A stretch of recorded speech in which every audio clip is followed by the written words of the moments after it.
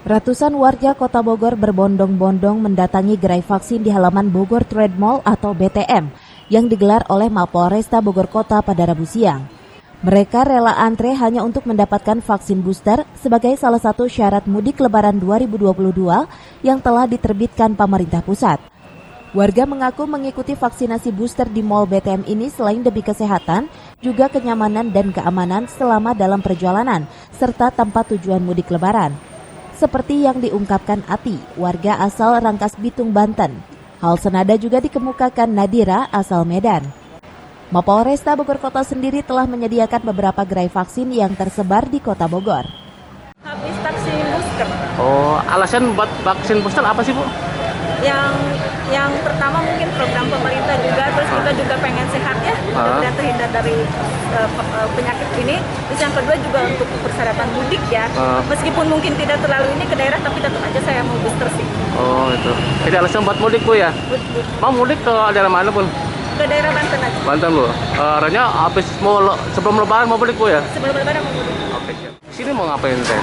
Mau vaksin booster. Vaksin booster? Iya. Mau buat apa sih booster, Teh? Buat ini, kalau kita mau mudik Lebaran nanti, soalnya saya mau balik. Oh, kesehatan mudik ya? Iya, benar. Mang, rencana lu mudik kemana, Teh?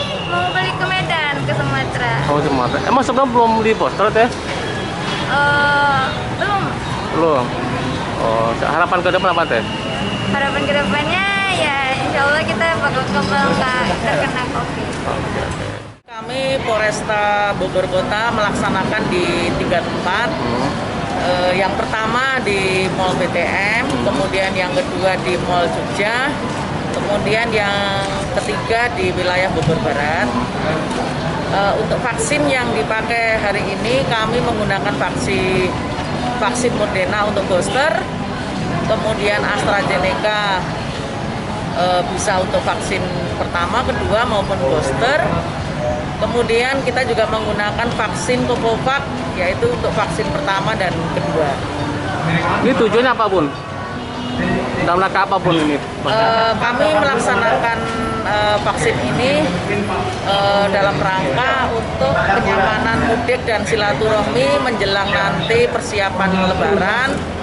Kami membantu masyarakat di sentra-sentra keramaian, khususnya di mall ini kami melaksanakan vaksin untuk membantu warga masyarakat Kota Bogor yang nantinya akan melaksanakan mudik.